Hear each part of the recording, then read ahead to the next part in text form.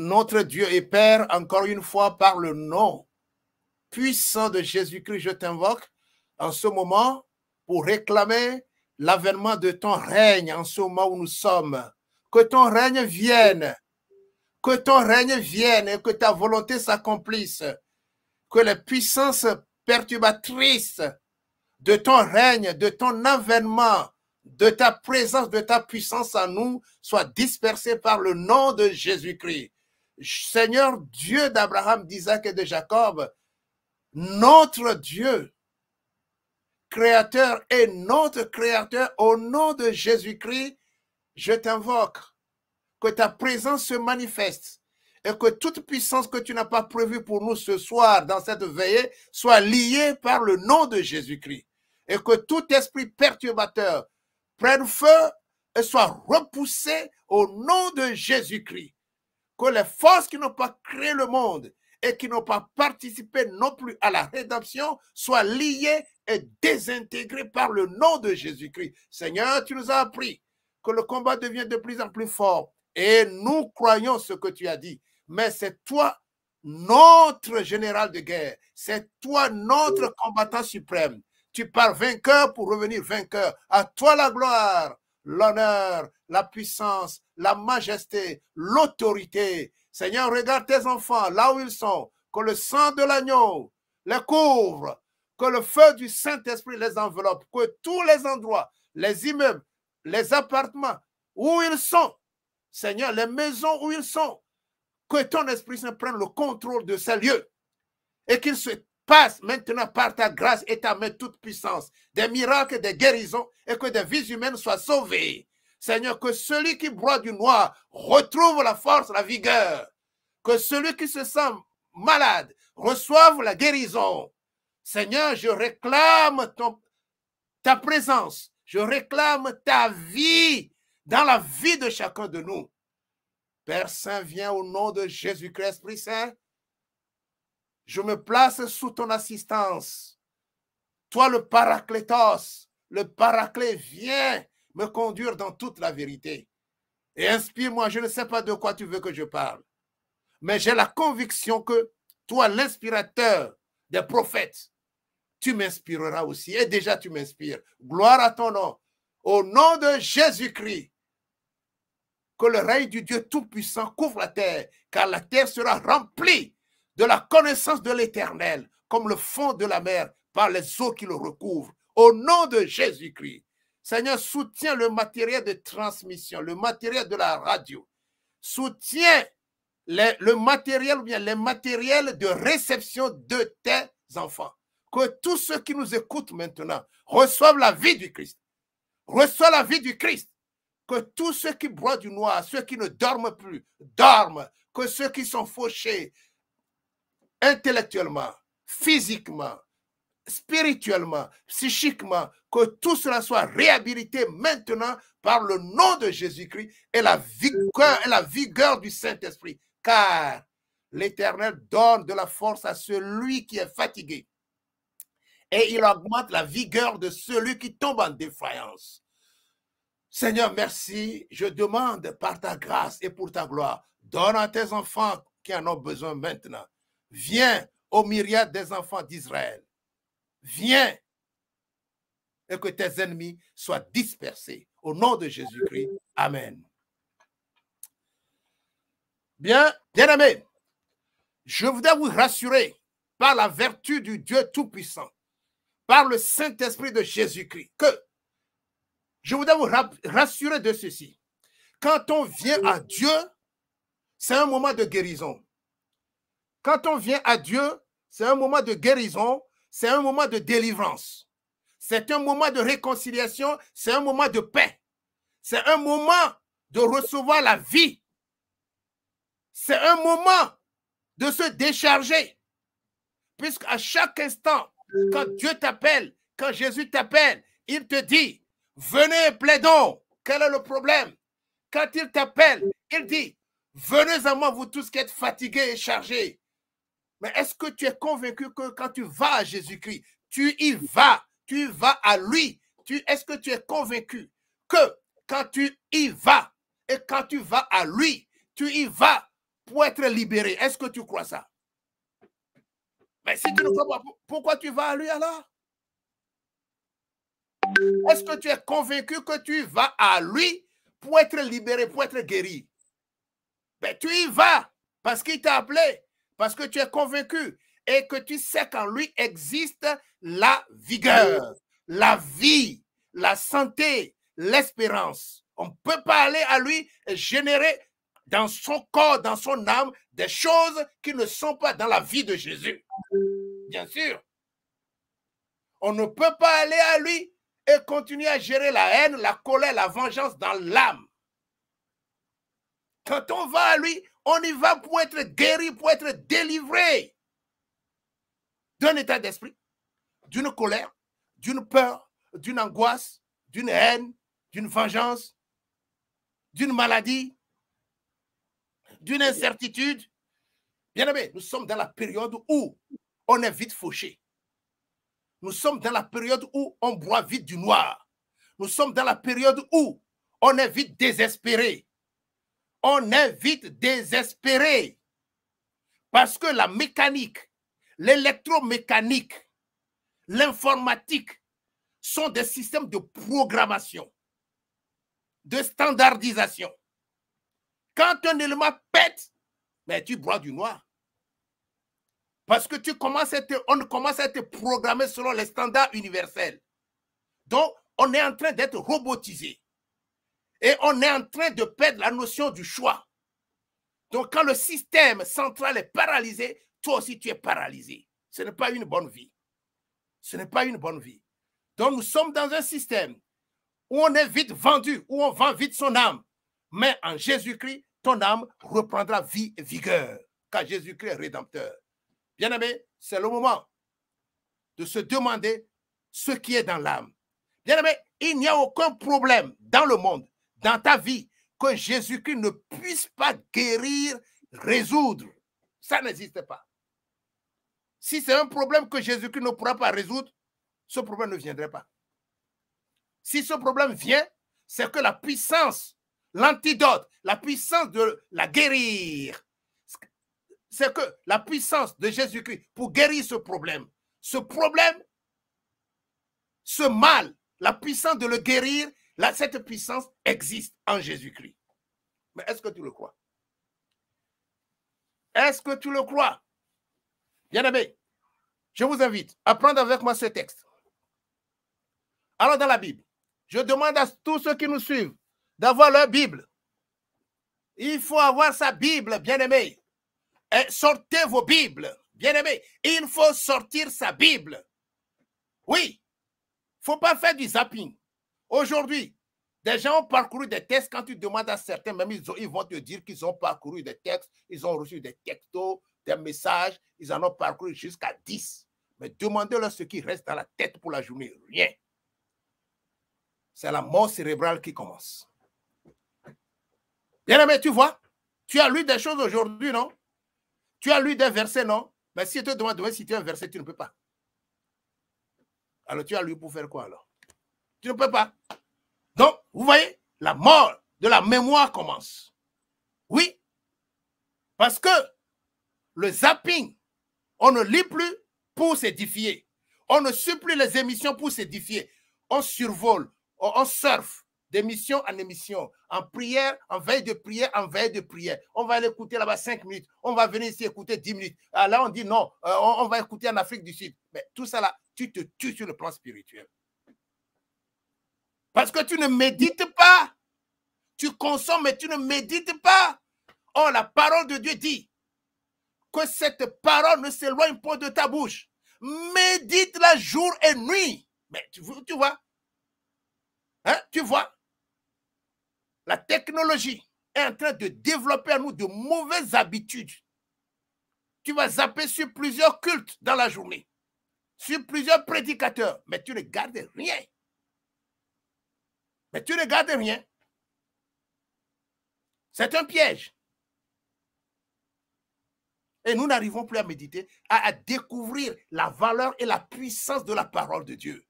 Si tu ne médites pas sur le verset, l'Esprit Saint ne pourra pas te l'expliquer. Quand tu médites sur le texte, quand tu médites le texte et que tu te trouves en panne intellectuelle, c'est-à-dire quand tu n'arrives plus à comprendre le texte, quand tu t'efforces de le comprendre, c'est en ce moment que l'assistance du Saint-Esprit vient. Mais si tu ne veux pas comprendre le texte, quand tu es dans le zapping, maintenant, l'Esprit Saint ne vient pas à ton secours. Regardez sur la route d'Emmaüs, les disciples réfléchissaient sur ce qui s'est passé. Ils se demandaient ce que c'était. Ils dialoguaient entre eux. Ils voulaient comprendre. Et automatiquement, Jésus s'est approché d'eux parce qu'ils voient qu'ils sont dans le besoin, ils sont dans la recherche, ils sont à la recherche d'une compréhension. Bien-aimé, prends ta Bible. Allons dans Josué.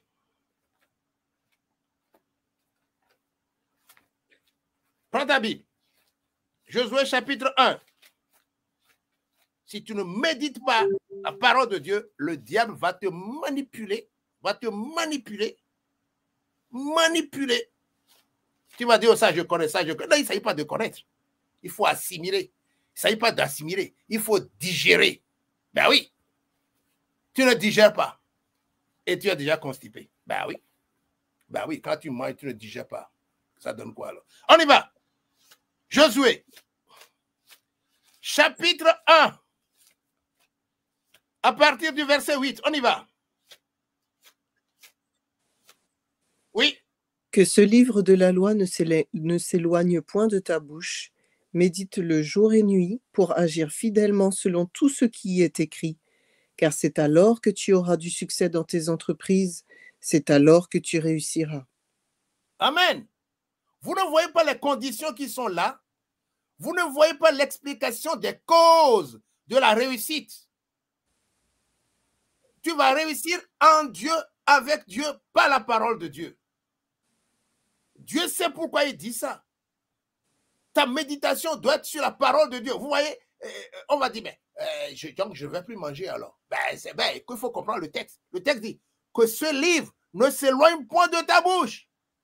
Médite-le jour et nuit. Ensuite, pour pouvoir agir fidèlement, car la parole corrige nos habitudes. La parole nous inspire. La parole redresse nos modes de vie. La parole nous reproche des comportements. La parole nous éclaire. La parole nous donne des solutions. La parole nous procure de l'espérance. La parole nous remplit. La parole développe en nous le caractère de Jésus parce que la parole est Dieu. Au commencement était la parole était avec Dieu et la parole était Dieu. Jean chapitre 1, le verset 1. Donc, quand tu médites la parole devient comme de l'énergie. La parole se conforme à ce que Dieu a prévu pour toi. C'est-à-dire que ça te révèle ce que Dieu a dit. Parce que la parole ne peut pas mentir par rapport aux promesses de Dieu pour toi. Il faut qu'il y ait conformité entre la parole de Dieu et les promesses que Dieu t'a faites. Mais la parole ne doit pas se conformer à ce que toi tu veux être. La parole ne va pas se conformer à tes désirs. Non. Mais elle est en conformité avec les plans de Dieu pour toi. Parce que c'est dans la parole de Dieu que tu découvres les plans de Dieu pour toi. Alors, si tu ne lis pas la parole, comment pourrais-tu alors connaître les plans de Dieu pour toi? C'est dans ce cadre que bien des gens, alors qu'ils sont des chrétiens, ils sont encore où? Ils sont encore chez les magnétiseurs. Ils sont encore chez les voyants. Ils sont encore chez les cartomanciens. Et les cartomanciennes. Vous savez ce qu'on appelle cartomancien, quand même peut-être que tout le monde ne sait pas. Hein? Cartomanciens, ceux qui regardent les cartes, ceux qui tirent les cartes pour vous prédire la bonne aventure. Bien-aimés, ce sont des friandises ces temps-ci par lesquelles le diable veut ensorceler tes oreilles, ton entendement, ton âme. Je le dis et je le répète, si tu es chrétien et que tu adhères à ces choses, quand l'esprit malin rentre en toi, une prière de délivrance pour toi va prendre des années. parce que tu étais déjà chrétien, chrétienne. Mais si tu ne veilles pas sur ton âme, quand l'esprit malin rentre en toi, ça peut durer jusqu'à plus de 40 ans. Hein. C'est là que nous disons des choses où nous parlons des chrétiens devenus possédés. Ben oui, parce que le salut n'est jamais une acquisition. Hein. Tu es sauvé aujourd'hui parce que tu es en contact avec Dieu. Quand tu te déconnectes, c'est que tu veux perdre ton salut. Le juste vivra par la foi, mais s'il se retire, mon âme ne prend plus plaisir en lui. Bien aimé, donc la parole dit que cette parole ne s'éloigne point de ta bouche. Médite-la jour et nuit. Donc nous allons prier, bien aimé. Nous allons prier et tu vas prier sur ce que la parole de Dieu te révèle maintenant. Parce que la parole de Dieu est plus tranchante qu'une épée.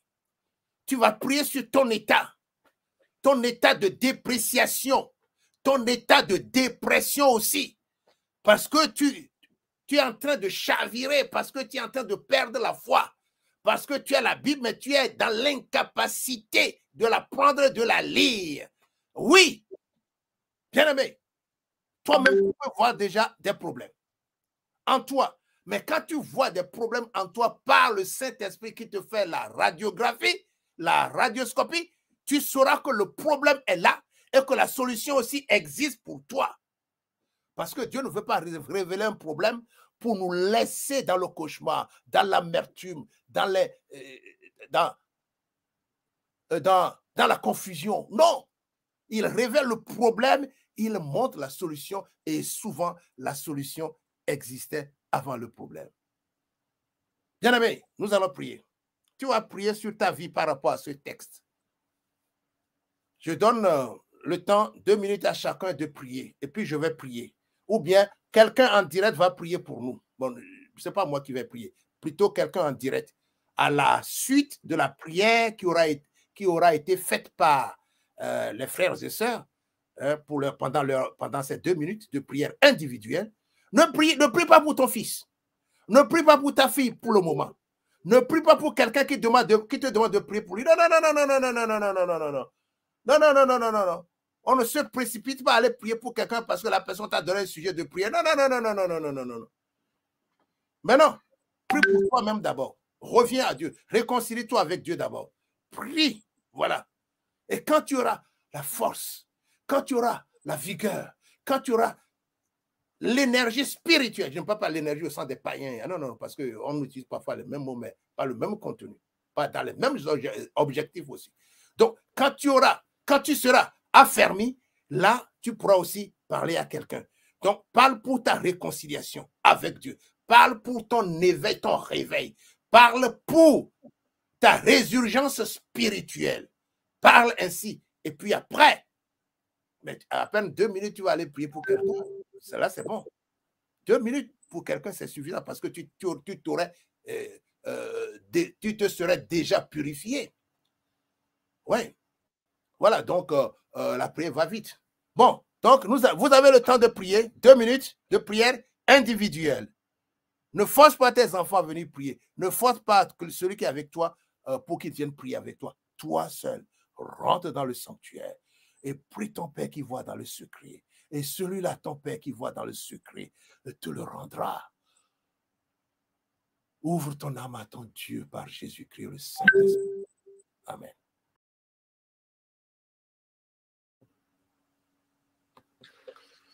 OK? Je vais demander maintenant à quelqu'un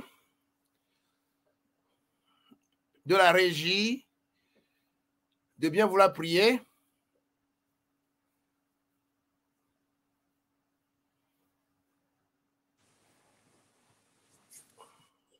Voilà, le temps de la prière.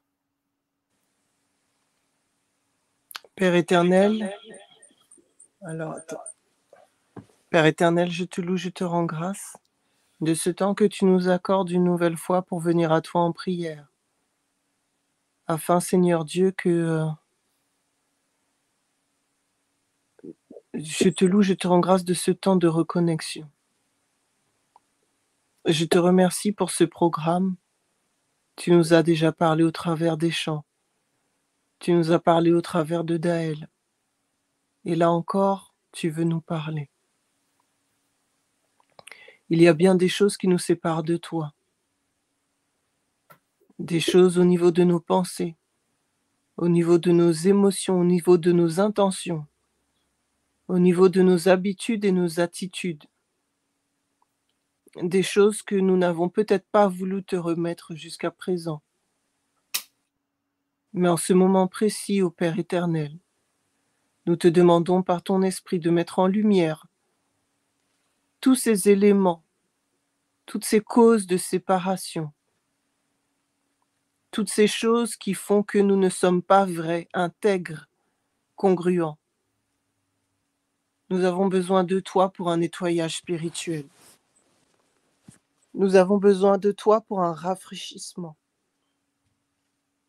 Frotte-nous, Seigneur Dieu, avec le sel.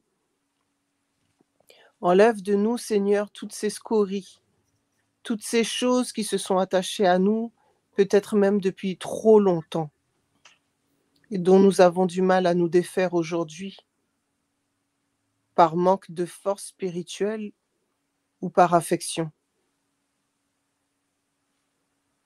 Oui, Seigneur Dieu, que durant le reste de cette veillée de prière, tu puisses nous toucher, tu puisses nous nettoyer, tu puisses nous vivifier, nous revigorer, afin, Seigneur Dieu, que nous ne puissions pas rentrer dans le mois de mai comme nous avons vécu pendant le mois d'avril. Passe au plus profond de notre être, dans nos fondements, dans nos fondations, dans nos souvenirs,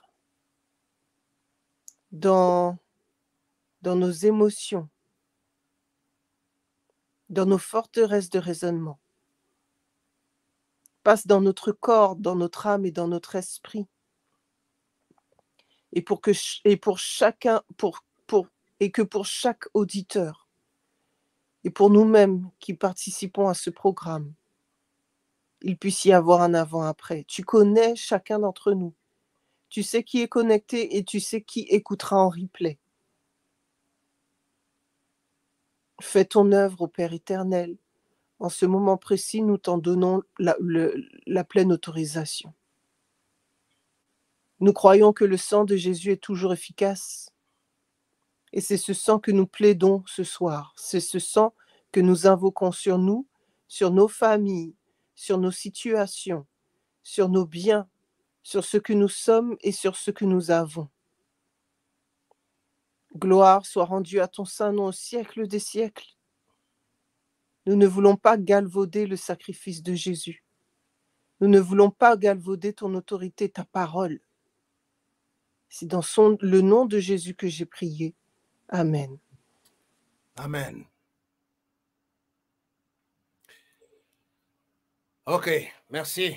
Seigneur, gloire à ton nom. Nous continuons, Esprit Saint.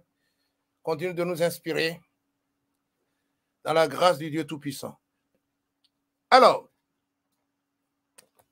vous voyez bien, le secret de la réussite se trouve dans la parole de Dieu. Mais il faut que nous arrivions à intégrer ce logiciel à nos vies, à nos modes de fonctionnement. C'est Dieu, c'est le Dieu Tout-Puissant qui inspire cette parole et qui l'a inspirée. Et il dit, c'est alors que tu auras du succès. C'est alors que tu réussiras dans tes entreprises. Ne va pas quelque part pour aller choper des esprits. Ils sont très arrangés, très enragés en ces moments-ci. Il faut faire attention. Bien-aimés, il faut faire attention. Parce qu'aujourd'hui, des gens veulent savoir s'ils vont pouvoir avoir un emploi et ils vont chez les médiums. Ils vont chez les voyants. Il y a des gens, ils veulent savoir même s'ils vont tomber enceintes ce trimestre. Ils vont chez le médium. Mais Comment l'homme est devenu si bambin comme ça? Comment l'être humain est devenu si bambin comme ça? Mais celui-là, celle-là que tu consultes, quel pouvoir a-t-elle, quel pouvoir a-t-il pour te prédire l'avenir? Quel pouvoir a-t-il? Comment on se laisse manipuler comme ça? Hein? Il y a plutôt dans les cieux un Dieu, ton Dieu, qui révèle les secrets. Si tu veux connaître ton avenir, va à Dieu. Mais comme nous sommes pour la grande part, pour une très large part de sources ancestralement païennes, il y a de vieilles choses qui sont là et qui nous attirent vers ces esprits. Parce que beaucoup sont chrétiens, mais les liens n'ont pas été rompus. Donc les vieilles habitudes sont là. Il faut tout un processus de déprogrammation. Sinon, aux moindres choses, tu risques d'être assidu au rendez-vous avec les médiums, avec les voyants. Et tu crois que tu te fais du bien. D'abord, tu payes là-bas. Tu vas payer gros, mais tu vas à l'église le jour du sabbat pour aller verser tes miettes, tes centimes. Beaucoup font comme ça. Beaucoup font comme ça. Ils ne savent pas que ceux qui prêchent doivent vivre d'abord. Ils vont aller nourrir les médiums, les astrologues, les augures, les enchanteurs. Mais parce que tu es empoisonné. Si tu es dans ce cas, manifeste-toi pour qu'on s'occupe de toi le plus rapidement possible. Car une blessure non soignée peut évoluer jusqu'à la gangrène. Mais bien aimé, c'est quoi ça? Des gens ont soif, mais au lieu d'aller boire de l'eau de vie gratuitement, ils vont vers les choses immondes. Et maintenant, les cauchemars commencent. Ils dorment, quelqu'un vient les frôler, quelqu'un vient les caresser. Oui, mais ce sont les mêmes esprits-là qui viennent chez toi. Mais ce sont les mêmes esprits que tu es parti consulter qui sont rentrés chez toi. Bien-aimé, nous sommes là commissionnés par Jésus-Christ pour parler par le Saint-Esprit, car c'est poussé par le Saint-Esprit que des gens parlent de la part de Dieu. Tu peux tromper un être humain, mais tu ne tromperas jamais le Saint-Esprit. Tu peux te tromper toi-même, oui, mais tu ne pourras jamais tromper le Saint-Esprit.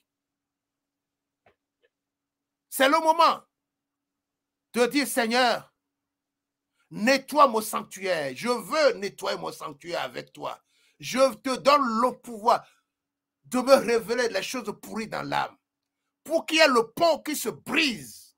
Pour que le pont se brise entre toi et le monde ancien que tu as quitté. Il faut qu'il y ait exode.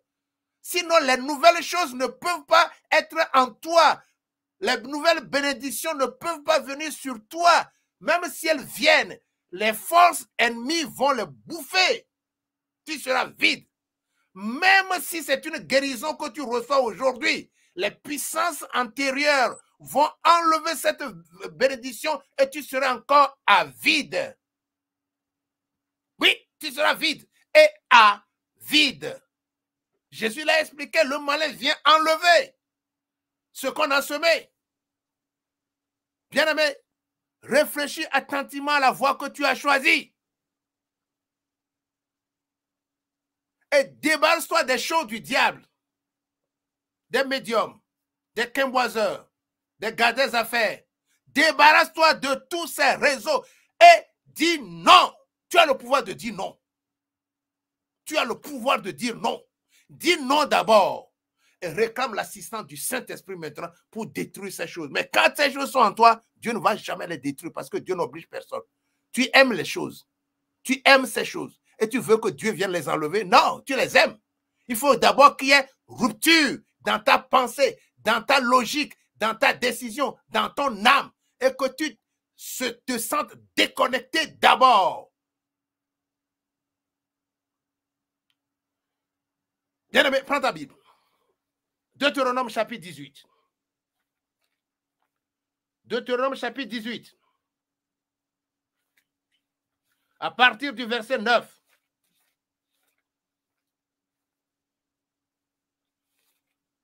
Oui, on y va. Lorsque tu seras entré dans le pays que l'Éternel ton Dieu te donne, tu n'apprendras point à imiter les abominations de ces nations-là. Oui, continue. Qu'on ne trouve chez toi personne qui fasse passer son fils ou sa fille par le feu, personne qui exerce le métier de devin, d'astrologue, d'augure, de magicien, d'enchanteur, personne qui consulte ceux qui évoquent les esprits ou disent la bonne aventure, personne qui interroge les morts. Car quiconque fait ces choses est en abomination à l'Éternel, et c'est à cause de ces abominations que l'Éternel, ton Dieu, va chasser ces nations devant toi. Tu seras entièrement à l'Éternel, ton Dieu. Car ces nations que tu chasseras écoutent les astrologues et les devins, mais à toi, l'Éternel, ton Dieu, ne le permet pas. Amen. Vous voyez bien la L'Éternel, ton Dieu, conclusion? te suscitera du milieu de toi. C'est bon. D'accord. Vous voyez bien le verset 14? Car ces nations que tu chasseras écoutent les astrologues et les devins. À cause de ces choses, ces nations sont désapprouvées par Dieu. Bien-aimé, quand tu es dans ces choses, ne te crois jamais approuvé par Dieu. Il faut comprendre le texte. À cause de ces pratiques-là, ces nations-là ont perdu la victoire. Ils ont perdu la guerre. Donc, quand tu es dans ces choses-là, sache que tout ce que tu fais est perdu. Tes efforts sont nuls. Hein? Bien, regardez bien le texte. Hein? Il ne s'agit pas de faire du zapping. Il faut rester sur le texte pour voir les mots qui sont dans le texte. Essayer de digérer ces mots. Essayer de les comprendre. Et prier sur cette compréhension qui vient du Saint-Esprit. Pour que cela soit dans ta pensée, dans ton âme. Pour te délivrer de ces friandises. Actuellement, tu écoutes. Tu as encore ton carnet d'astrologue. Voilà, tu l'achètes tous les mois, ton livre d'astrologue. Je crois, ben, il y en a plein. Chez le tabac, voilà, les kiosques, voilà. Peut-être que tu as déjà acheté pour le mois de mai. Ben voilà. Tu vois, tu cotises pour ces choses. De la mystification, de la manipulation psychomentale de la part de ces gens. Tu crois que s'ils ont un bonheur, ils vont venir le vendre? Tu crois que s'ils avaient un bonheur, ils aimeraient le vendre, mais ils aimeraient plutôt donner ça à leurs enfants, à leur famille? Qui va te vendre du bonheur?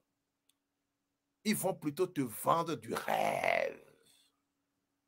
rêve dormitif. Ben oui, tu vas marcher mais en rêvant, en dormant. Voilà. Tu seras dans un somnambulisme spirituel. Ben, le diable va te voler parce que tu n'as plus de vigilance. Oh, Jésus nous recommande d'être vigilants.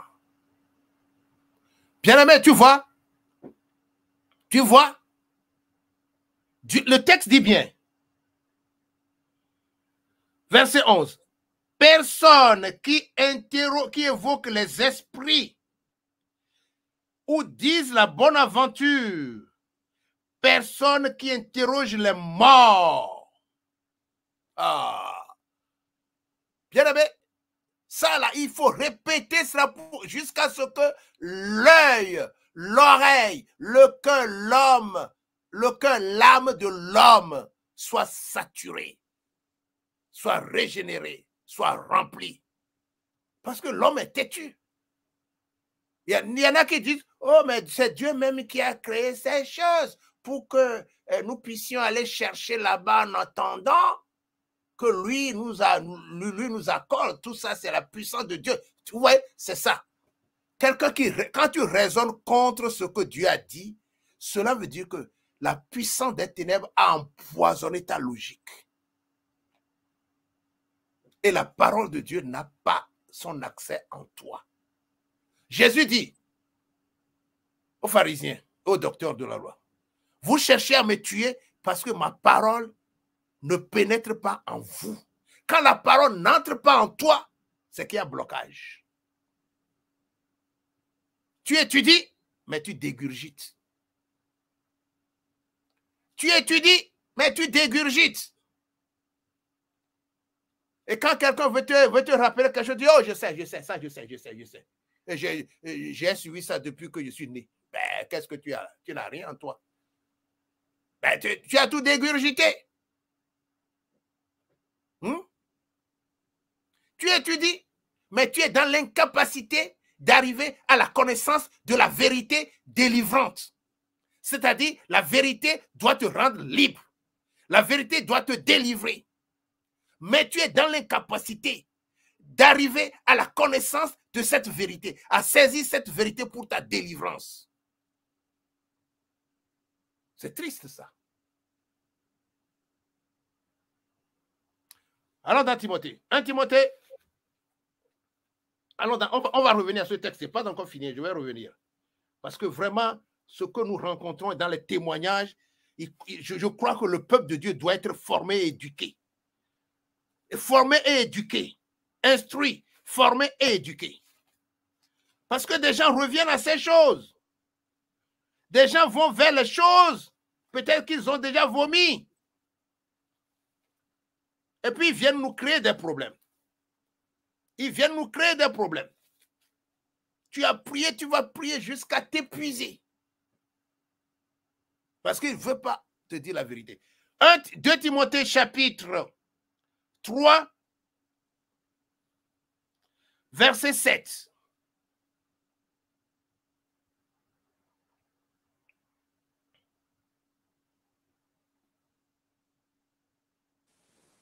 Apprenant toujours et ne pouvant jamais arriver à la connaissance de la vérité. Vous voyez? Et là, quand vous lisez ce qui précède, vous allez voir tout le désordre, tout le je m'en foutisme, tout le laisser aller. Donc, ils le lisent, mais la pensée n'est pas sur le texte. Ils le lisent, mais ils ne se consacrent pas à ce qu'ils ont entendu, à ce qu'ils ont lu, à ce qu'on leur dit. Ils le lisent, mais ils en font à leur tête. Ils le lisent, elles le lisent, mais c'est le je m'en foutisme. C'est là la période dans laquelle nous sommes là, bien-aimés. Vous savez que le but de toute technologie, le but ultime de toute technologie, c'est de dire à l'homme qu'il n'a pas besoin de Dieu pour être heureux. Parce que c'est une philosophie qui est développée depuis le 19e siècle surtout, dans le contexte de la religion de la science. Ben oui, la science est devenue une religion. Oui. Argument terrible des positivistes. Oui. Et nous sommes dans ce siège-là jusqu'à présent, parce que c'est ça qui a préparé l'Europe à l'athéisme que nous voyons aujourd'hui là.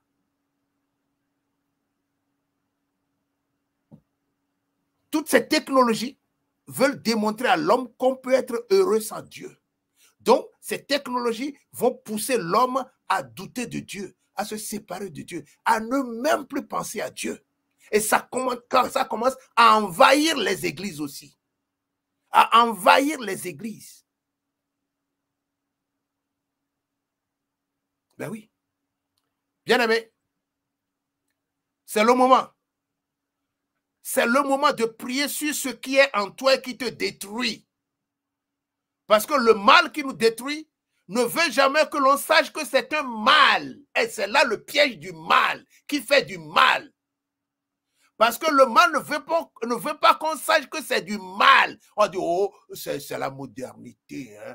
oh là, oh non, hein, c'est une habitude nouvelle. Hein. Oh non, tu sais, tout le monde fait ça. Hein. Non, tu sais, hein, non, tu sais, et on est arrivé à l'ère de l'automation absolue. Et ça, tu sais, ben oui, mais ça, c'est quelle logique qui résonne?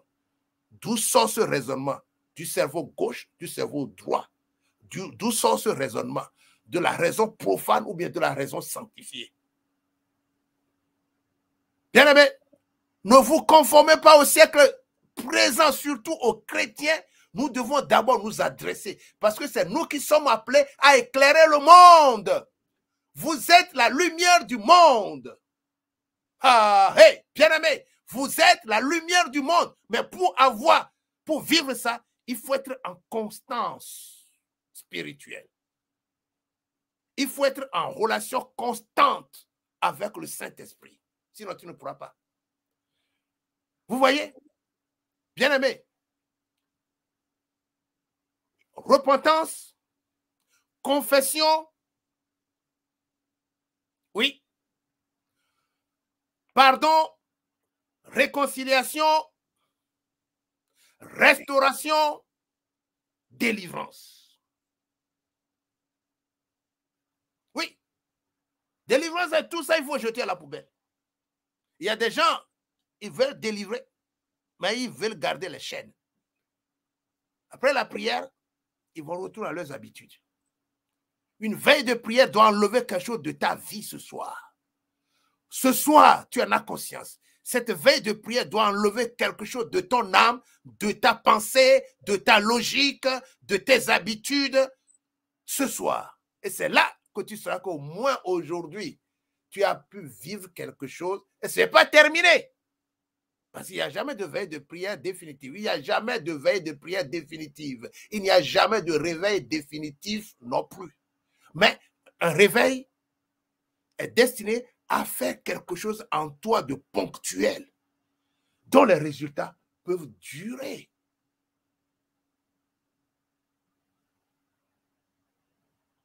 Donc, bien aimé, quand nous revenons au texte, parce que je vais parler de quelque chose, mais si tu ne te prépares pas, parce que nous allons aller dans la vraie prédication, ce n'est pas ça, hein, la vraie prédication arrive. La prédication que le Seigneur m'a inspirée pour aujourd'hui, elle arrive. Mais l'Esprit Saint veut qu'on balise le terrain. Parce que beaucoup de gens viennent à Jésus, ils sont malades, d'accord, Jésus va les guérir. Ils reçoivent des guérisons. Mais la guérison tombe dans des sacs percés. Ben oui, parce que il y a de la non-sanctification. Parce que il y a des voies de pillage dans vos vies qui sont laissées aux forces de l'ennemi qui viennent vous piller, qui viennent vous voler. Donc ça ne sert à rien de verser de l'eau dans un panier. Et comment tu peux verser de l'eau dans un panier? Comment veux-tu que Dieu déverse ses bénédictions pour toi?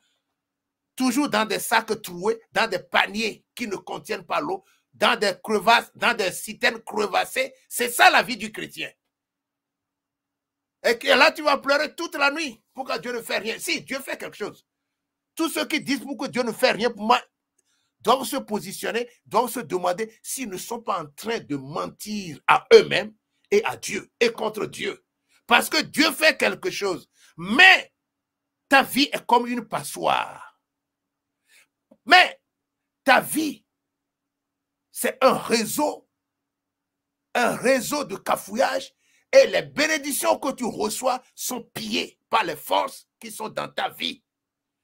Car l'ennemi ne vient que pour piller, voler et égorger.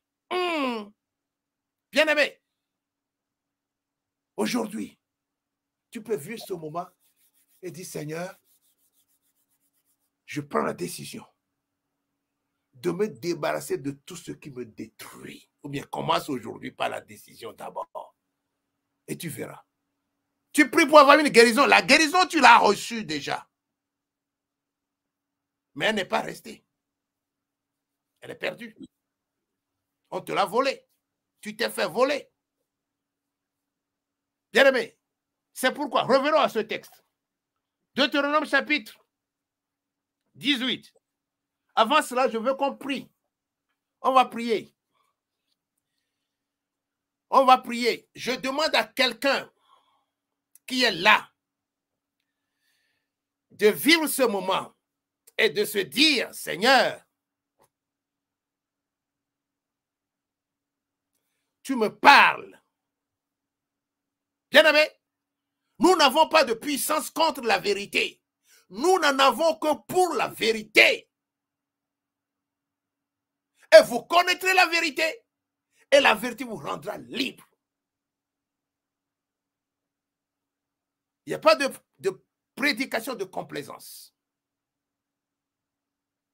Il faut appeler un chat un chat.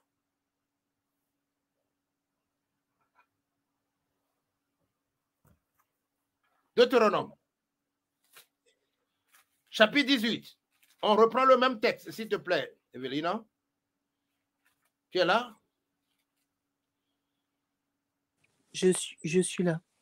Pendant qu'on va lire, s'il te plaît, toi, ma soeur, toi, mon frère, pense aux mots qui sont là et demande-toi si un mot qui est là ne concerne pas ta vie. Demande au Saint-Esprit de t'éclairer. C'est pourquoi, garde le texte, nous allons prier. Nous allons prier. Je demande à quelqu'un de prier, de réclamer la présence de l'assistance du Saint-Esprit de vérité. Si l'Esprit Saint n'agit pas en toi, sur toi et avec toi, mais le diable va te piller et il va se moquer de toi. C'est pourquoi Jésus a tenu à son arrivée, à l'arrivée du Saint-Esprit, avant que les apôtres ne commencent même l'évangélisation. Vous savez ça? Quand Jésus est parti au ciel, les apôtres n'ont même pas bougé. Ils n'ont même pas évangélisé. Ils n'ont même pas fait 1 heure d'évangélisation parce qu'ils n'ont pas le droit. Comment ils vont parler sans l'arrivée du Saint-Esprit? Jésus dit, ne sortez pas de la ville. Restez à Jérusalem. Hey, hey, bien-aimé. Ah, le Saint-Esprit. Attendez, on va apprendre beaucoup de choses. Ceux qui ont peur du Saint-Esprit sauront que le Saint-Esprit est appelé à être leur compagnon. Bien.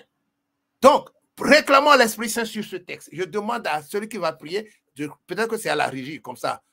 Est-ce que, expliquez-moi, est-ce que ceux qui sont à l'extérieur, est-ce qu'il peut avoir la capacité de prier, la possibilité de prier? Non. Pour qu'on puisse les Non, entendre. il n'y a que nous qui pouvons accéder, Cyril. D'accord, ok, voilà. Donc, priez là où vous êtes. Priez là où vous êtes pendant qu'on est en train de prier. Réclamez la présence et la puissance d'assistance du Saint-Esprit. Bien-aimé, tu vas voir. Tu seras transformé en une autre personne. Tu ne vas plus faire de cafouillage avec la parole de Dieu, de je m'en foutisme avec la parole de Dieu. Tu vas à l'église, tu laisses ta Bible à la maison. Ce n'est pas sérieux, ça. Il y a un problème. On y va.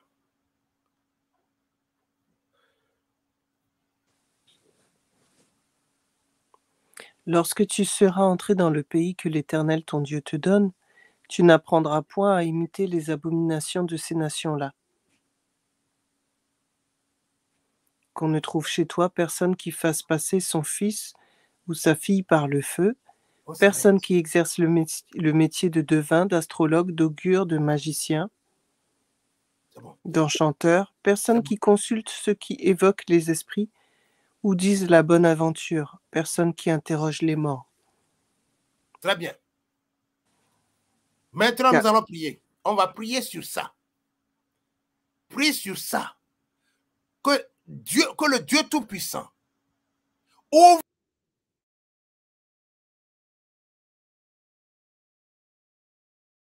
au moins un mot de ces versets et que tu reconnaisses que ça concerne ta vie.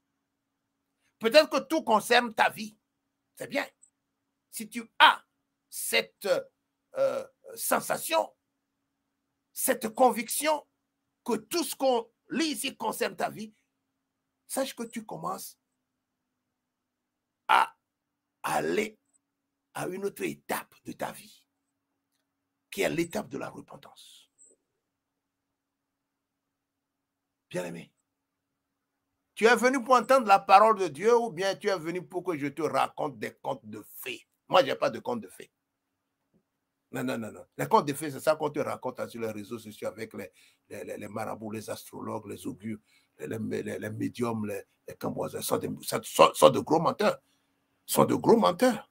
Mais de gros menteurs qui s'enrichissent. Ben oui. Donc, tu vas prier sur ce texte, tu vas prier sur un mot, et tu vas dire, Seigneur, je crie vers toi, délivre-moi, donne-moi le dégoût, donne-moi le dégoût. Si tu n'as pas du dégoût pour la chose, tu ne vas jamais t'en sortir. Il faut que l'Esprit Saint t'en donne le dégoût. Sinon, ce sera ta friandise. Ben oui. C'est comme des gens qui savent, ils savent déjà que telle chose les rend malades, mais ils ont toujours le goût de manger ça. Ben oui. Ben oui. Parce que tu n'as pas encore senti de dégoût pour la chose. Tu manges, mais ça te rend malade. Ben oui. Et tu as déjà reçu ta guérison, mais comme tu vis de la même manière, la maladie se nourrit de ta mauvaise vie et elle vit en toi. La maladie vit en toi. Parce que tu n'as pas changé de style de vie. Tu n'as pas renoncé au mal qui te détruit. Bien, nous allons prier sur ces versets. Réclamer la présence du Saint-Esprit pour peser sur ces versets dans nos vies, pour faire exploser le sens spirituel de ces versets dans nos vies, en vue de la repentance. Amen. En Jésus-Christ. Notre Dieu et Père, merci Seigneur parce que tu as choisi ce moment pour enlever, pour soulever, pour dégager un coin de voile sur la vie que nous menons. Merci pour ta parole de vérité qui est claire. Merci pour ta grâce qui sauve.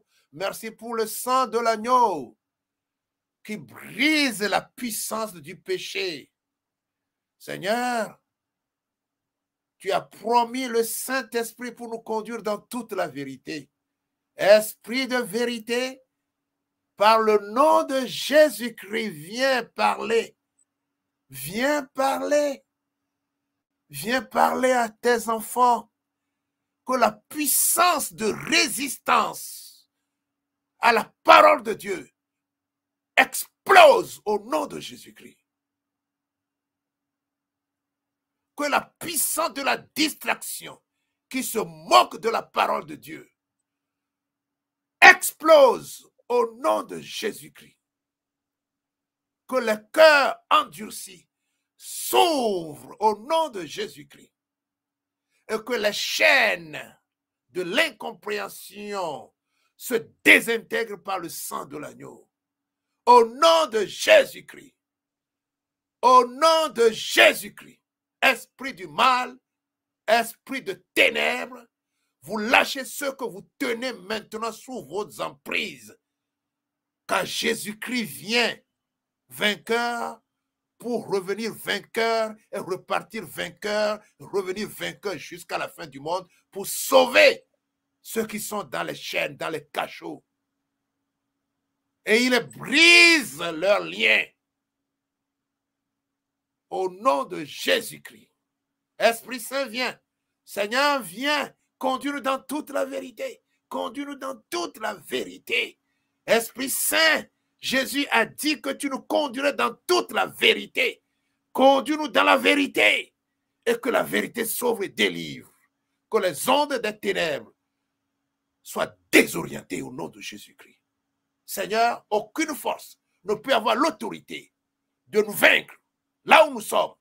Aucune puissance de ténèbres qui est cachée là. Si tu es caché pour nous attaquer, pour m'attaquer, pour attaquer ceux qui écoutent, au nom de Jésus, allez, prends feu. Prends feu. Prends feu au nom de Jésus-Christ. Reçois le sang de l'agneau et désagrège-toi au nom de Jésus-Christ. Tu sauras qu'on ne se moque pas du Dieu vivant. Alléluia. Esprit Saint, esprit de paix, esprit de connaissance, esprit de sagesse, esprit de délivrance. Viens. Que les oreilles spirituelles se débouchent. Que la soif spirituelle se déclenche. Et que l'amour de la vérité s'enracine dans les âmes. Seigneur Jésus-Christ, alléluia, gloire à ton nom. Que les ondes soient détruites. Que les ondes des ténèbres soient détruites maintenant. Au nom de Jésus-Christ. Que les puissances hostiles à la gloire de Dieu reçoivent la dynamite du Saint-Esprit et qu'elles se pulvérisent au nom de Jésus-Christ. Et vous, mes frères, vous, mes sœurs, restez à l'ombre du Tout-Puissant. Soyez aspergés du sang de l'agneau et visités par le Saint-Esprit. Que la vie de consolation en Jésus-Christ soit multipliée. Et que la prise de décision sérieuse pour l'avancement, le réveil et la délivrance se manifeste en toi. Toi qui prends des décisions et qui fais le contraire avant la fin de la journée. Reçois ta délivrance de l'esprit d'instabilité, de l'esprit de procrastination. Au nom de Jésus-Christ, toi qui as la démangeaison de lire la parole de Dieu, réveille-toi de ton sommeil. Au nom de Jésus-Christ, par le sang de l'agneau, j'invoque la puissance de la vie et de la délivrance en Jésus-Christ sur toi. Au nom de Jésus-Christ. Esprit Saint, viens Seigneur, c'est ton nom que j'invoque. Honore ton nom, afin que tes enfants sachent que tu m'as envoyé vers eux, pour t'invoquer pour eux, pour prier pour eux, pour leur parler de ta part. Au nom de Jésus-Christ, notre Seigneur, par sa grâce et pour sa gloire. Alléluia. Amen.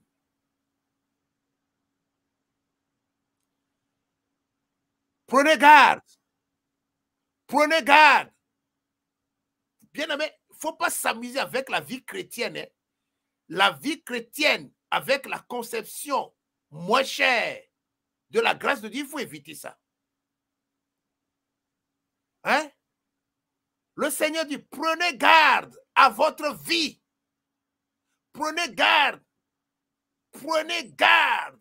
Il faut de la vigilance accrue. De peur que vos cœurs ne s'apesantissent par les excès du manger et du boire. Et que ce jour n'arrive sur vous à l'improviste.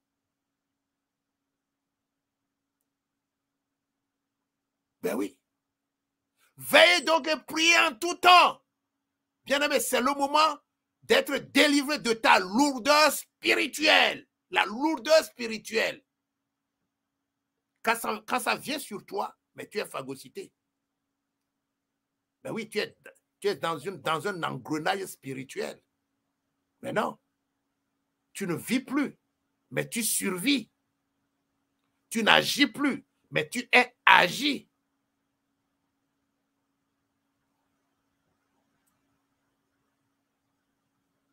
Avant de retourner au texte de Genèse, de Deutéronome, allons dans Luc. Luc chapitre 21. Luc 21.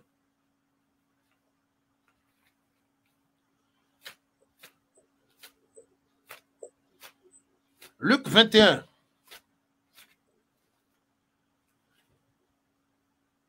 Entre parenthèses, soit dit, pendant que je prie, il y a des gens qui ont eu des manifestations. Vous devez vous signaler pour le suivi de votre accompagnement. Signalez-vous à Michael, à Evelina, à l'équipe, voilà, hein, la régie. Oui, je crois que vous savez comment vous reprenez contact avec la radio. Bon, ce n'est pas moi qui vais vous enseigner cela, mais ce que je veux seulement dire, ce que je voudrais seulement dire, c'est qu'il y a des gens qui ont eu des manifestations par le Saint-Esprit. Ce n'est pas terminé. Une manifestation qui commence et qui se termine n'est pas terminé. Ben oui, le diable est très rusé, hein? Il est très malin. Les esprits sont très rusés. Et pendant que je viens de prier, si quelqu'un a senti des secousses, si quelqu'un est tombé, si quelqu'un, je ne sais pas, il ne faut pas cacher ça. Tu devrais te faire connaître. Peut-être que c'est trop délicat, c'est personnel, tu ne voudrais pas. D'accord, tu as raison. Mais si tel est ton cas, donc tu dois te signaler après. Ou bien tu peux dire, tu peux faire l'introduction et puis te signaler pour qu'après il y ait un suivi. Voilà. Bon, ça c'est une parenthèse que j'ai ouverte et que j'ai fermée. Luc maintenant. Luc chapitre 21. On y va. À partir du verset 34 jusqu'au verset 36.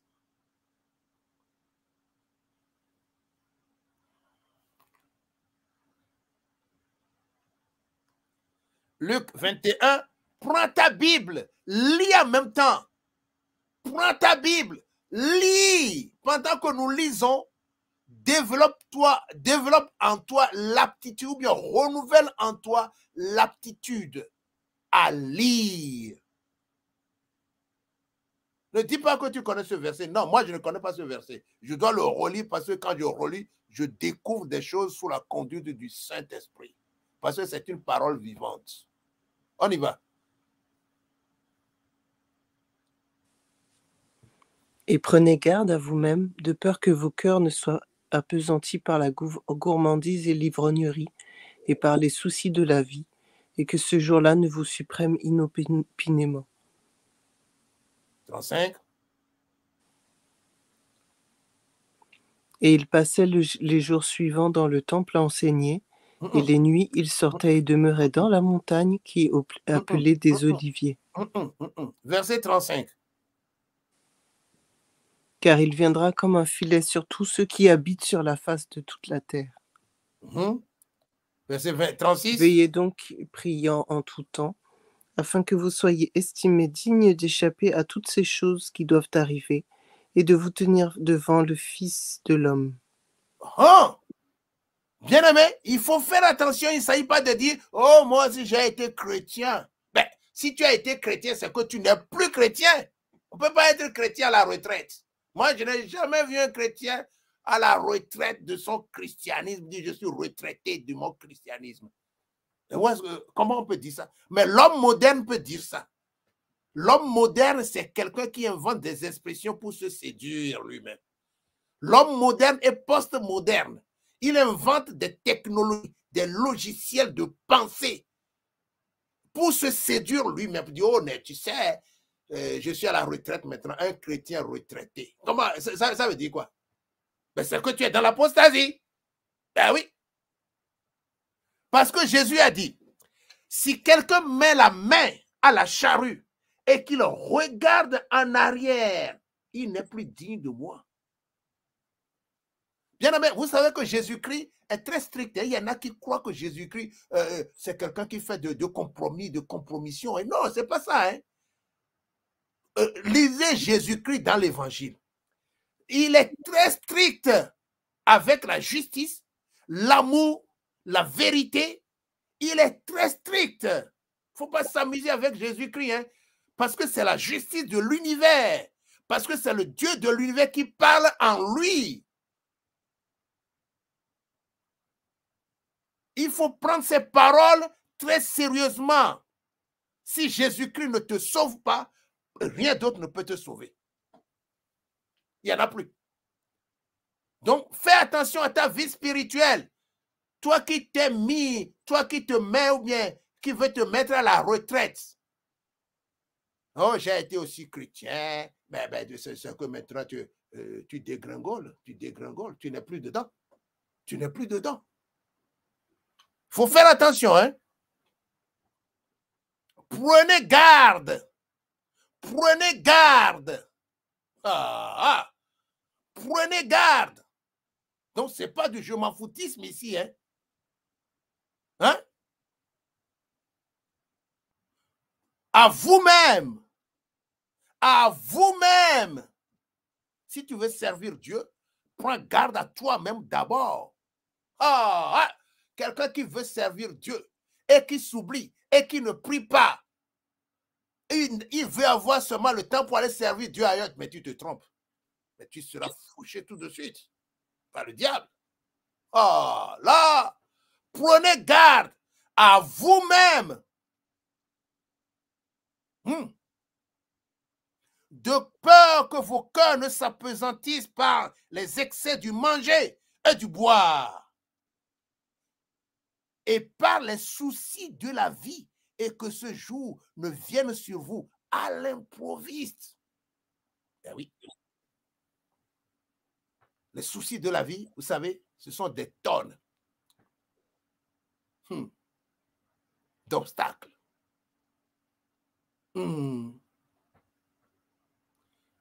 Quand ton âme est subjuguée, mais tu es spirituellement mort. Mais Dieu ne veut pas ça pour toi. C'est pourquoi il a prévu pour toi le trône de la grâce, la repentance, la parole de Dieu, la prière.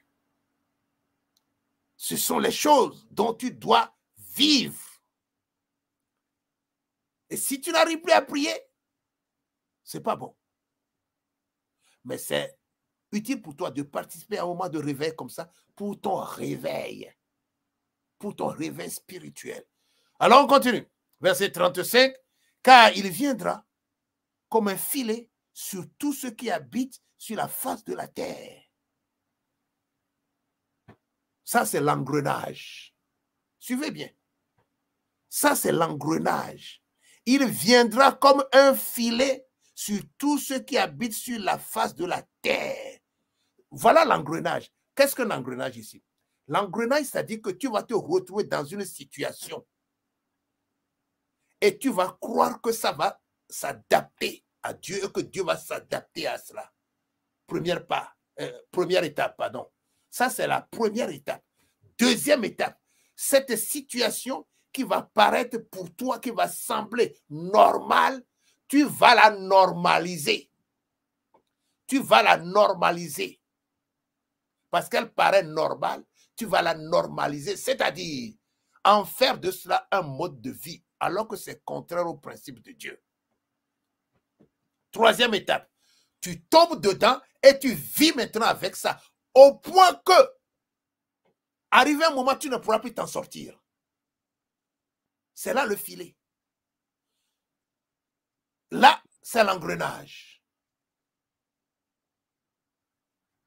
C'est comme quelqu'un,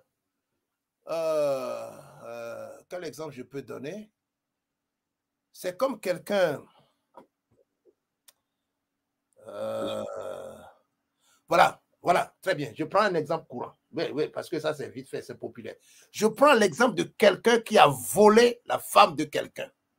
Il a volé la femme de quelqu'un. Ou bien, elle aussi, hein, ou bien elle a volé le mari de quelqu'un, ou bien il a volé la femme de quelqu'un, quel que soit le côté, celui-là, ou bien celle-là. Voilà. À un moment donné, ça a commencé par le mal, la désobéissance aux lois de Dieu. Et ça aboutit à l'adultère. Et il est dedans. Elle est dedans. Vous voyez, la base est déjà contraire au principe de Dieu. Donc, il est dedans, elle est dedans, et il avance. Elle avance. Maintenant, les deux vont faire des projets pour se marier, mais dans le mal qu'ils ont commencé. Hein. Il sait que c'est la femme de l'autre qu'il a volée. Et il croit qu'un jour, Dieu va s'adapter à ce vol pour dire, ah, vraiment, c'est pas grave. Bien aimé, un vol, c'est toujours un vol jusqu'à la fin de la vie. Et il va s'installer dans cet engrenage-là maintenant pour dire, oh, maintenant, nous prions bien, on mange bien, on va ensemble, on évangélise. Mais vous êtes toujours dans le mal. Mais vous êtes dans l'engrenage du mal. Parce qu'à un moment de la vie, Dieu ne peut jamais finir par s'adapter au péché que les gens ont commis. Un péché, quel qu'en soit le siècle, sent toujours mauvais. Le roi David, son exemple, depuis 3000 ans, son péché est toujours dans la Bible, c'est toujours un péché. Bien-aimé, ne tombez pas dans l'engrenage. C'est comme tu mets un tronc d'arbre dans l'eau. Et tu dis, ben, ça fait 100 ans que le tronc d'arbre est dans l'eau. Hein? Est-ce que le tronc d'arbre dans l'eau va devenir un crocodile? Mais jamais. C'est toujours un tronc d'arbre. Hein? C'est ça l'engrenage. Au lieu de sortir du mal, on s'adapte au mal. Et beaucoup de chrétiens seront pris au piège comme ça. Beaucoup de chrétiens seront pris au piège parce que c'est le filet là. Quand tu es pris dans ce filet, c'est comme un rat ou bien un oiseau qu'on prend dans le filet. Tu ne peux plus t'échapper, tu ne peux plus échapper. Vous voyez un voleur qui a volé un poulet. Il sait que le poulet n'est pas pour lui. Il a volé. Il est rentré chez lui. Il a prié sur le poulet, dit qu'il veut manger le poulet. Il a prié pour que Dieu lui pardonne le poulet qu'il a volé. C'est le piège de beaucoup de chrétiens. Pourquoi ne peut-il pas lâcher le poulet, partir vers son propriétaire? Pourquoi? Et il prie sur le poulet, ensuite il tue le poulet. Quand il le tuait, il demandait toujours pardon. Et beaucoup de gens sont comme ça. Ils savent qu'ils sont dans le mal.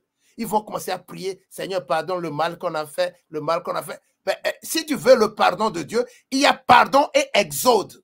Mais qu'il lâche le poulet, que le poulet s'en aille. Et quand tu pries pour que Dieu te pardonne, d'accord, tu veux le pardon de Dieu, tu n'as pas tort. Mais lâche, sors de là. Sors de la situation. Si tu veux vraiment vivre une vie de pardon, régénérée avec Dieu, tu ne peux pas rester dans le mal et croire qu'un jour, Dieu va s'adapter à ton mal. Mais beaucoup ont cette logique. Hein? Et c'est ça qui sera l'objet d'une grande déception.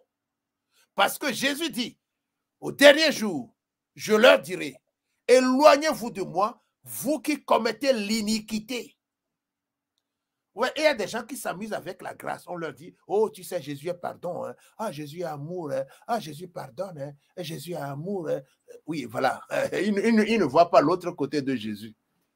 Ah, bien-aimé, vous ne connaissez pas Jésus. Ceux qui prêchent ça sont les gens de la grâce moins chère. Ben oui, l'autre côté, c'est quoi? Éloignez-vous de moi, je ne vous ai jamais connu, vous qui commettez l'iniquité. Oh, l'iniquité là-bas signifie quoi? Anomia en grec. Anomia. Le radical, c'est nomos, qui signifie la loi. C'est le privatif. Anomia, c'est-à-dire la non-observance de la loi. Donc Jésus dit, éloignez-vous de moi, vous qui ne mettez pas la loi en pratique. Donc c'est Jésus-Christ qui mettra la loi devant la porte du royaume. Suivez, il y a des gens qui prêchent la grâce moins chère. Hein. Pour eux, oh, ben, tu es né de nouveau, ça suffit. Attention, il ne faut pas être surpris devant le royaume. C'est Jésus-Christ qui met la loi devant la porte du royaume. Éloignez-vous de moi, vous qui n'observez pas la loi. Bien-aimé, il faut faire attention dans l'interprétation de l'évangile de Jésus. Hein. Il est très strict. Le personnage le plus strict de la Bible, c'est Jésus-Christ. Hein. Bien-aimé, je vais le répéter, le personnage le plus strict de la Bible, c'est Jésus-Christ. Hein. Ça, dans toutes mes prédications, j'aime répéter cette phrase-là. Parce que les chrétiens séduisent. Oui, ils se trompent. Je dis, le personnage qui est le plus strict, c'est Jésus. Ce ne sont pas les pharisiens. Et le personnage qui est le plus strict sur l'observation de la loi de Dieu, ce ne sont pas les pharisiens. Hein? Non!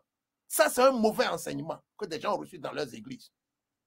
Le personnage qui est strict et qui exige l'observation de la loi, c'est Jésus-Christ. Hein? Hein? Quel était donc le problème entre Jésus-Christ et les pharisiens? Les pharisiens n'observaient pas la loi. Hein? Bien aimé, il faut faire des études bibliques sanctifiées pour sortir de la confusion qui se trouve dans les églises ou bien dans certaines églises où l'on ne fait que prêcher la grâce moins chère. Oh, aujourd'hui, nous sommes sur la grâce, nous sommes sous la grâce, mais tu risques de te faire décevoir par toi-même. Tu risques de te décevoir par toi-même. Le personnage le plus strict dans la Bible, c'est Jésus. Et le personnage qui observe le plus la loi, c'est Jésus-Christ. Et celui qui invite les pharisiens à observer la loi, c'est Jésus-Christ. Les pharisiens n'observent pas la loi. Il ne faut pas confondre la loi de Dieu et la tradition des hommes. Les pharisiens sont dans la tradition. Jésus-Christ vient rénover la loi que les pharisiens ont perdue. Et il leur dit, vous pharisiens là, aucun de vous n'observe la loi. Ben oui, bien aimé, vous savez ça? Tout prédicateur devant vous qui prêche et qui minimise la loi de Dieu, sachez que c'est un faux prédicateur. Évitez-le. Il va vous séduire. Tout prédicateur qui n'exalte pas la loi de Dieu, c'est un gros menteur. Ben oui. Et Jésus-Christ, lui, vient reprocher aux pharisiens leur non-observation de la loi de Dieu. Je vais vous le prouver par la Bible. Allons dans la Bible. Allons dans l'évangile de Saint Jean. Allons dans Saint Jean. Vous allez voir que tout doit être prouvé par la Bible. Jésus dit, aucun de vous n'observe la loi de Dieu. Vous voyez, à dire ça aux pharisiens, qu'aucun d'eux n'observe la loi de Dieu, ben les gens vont dire, mais les pharisiens, ils étaient pour la loi. Non! Ils étaient pour la tradition. Et la tradition, ce n'est pas la loi. Bien aimé, allons dans la Bible.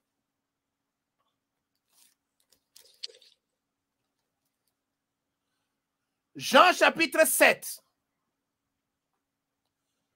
Jean chapitre 7, verset 19. Sola scriptura, l'écriture seule est tota scriptura et toute l'écriture. Jean 7, verset 19. On y va.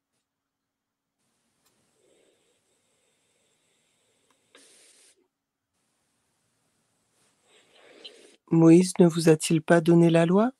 Et nul d'entre vous n'observe la loi. Pourquoi cherchez-vous à me faire mourir? On s'arrête là. Regardez, Jésus dit aux pharisiens, aucun de vous n'observe la loi. Aujourd'hui, on nous prêche dans les églises, dans certaines églises, on prêche le contraire de la pensée de Jésus. On dit, les pharisiens s'attachaient à la loi, et puis quand Jésus est venu, Jésus leur dit, mais vous en faites trop, revenez à la grâce. C'est faux, ça n'existe pas.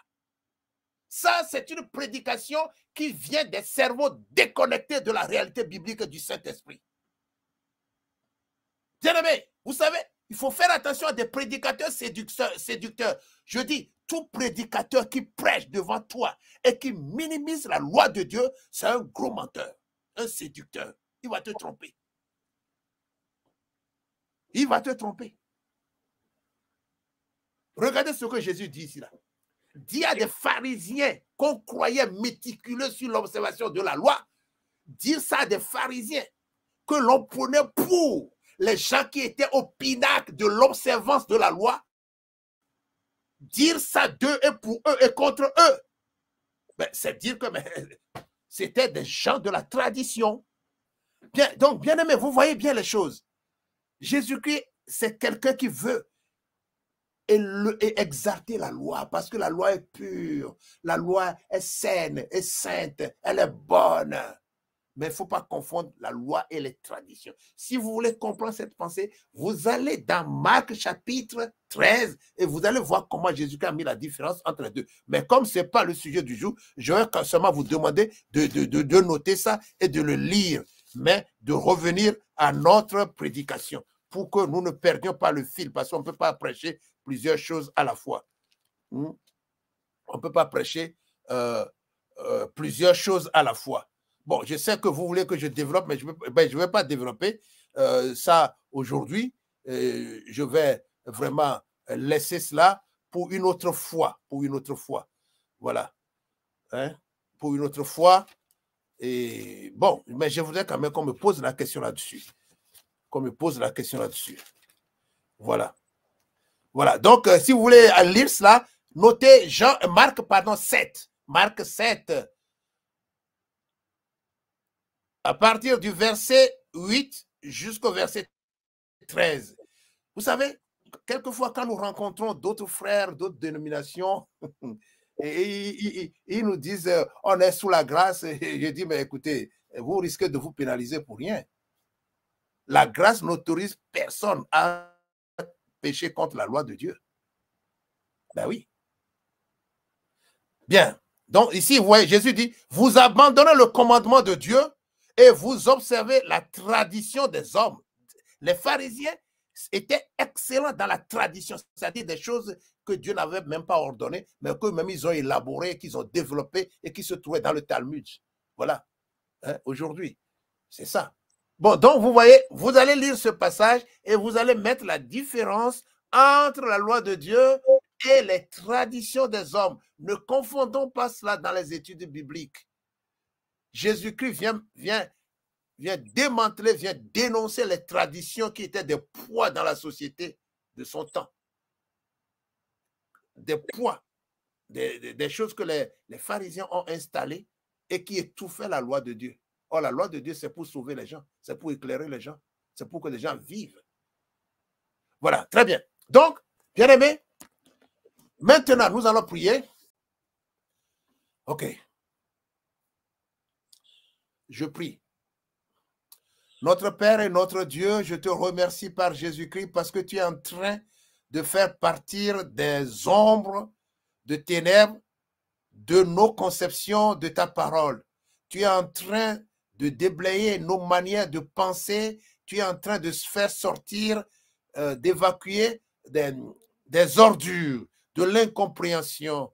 Tu es en train de nous libérer le cerveau. Tu es en train de nous libérer la logique spirituelle. Nous voudrions que davantage l'Esprit Saint continue de nous laver la pensée, car nous avons reçu des enseignements parfois par-ci, par-là, et certains aspects peuvent être boiteux, et ça nous gêne, et ça nous empêche de rester dans l'orthodoxie de la parole. C'est pourquoi je réclame encore la conduite du Saint-Esprit. Tu nous as dit que le Saint-Esprit nous conduira dans toute la vérité.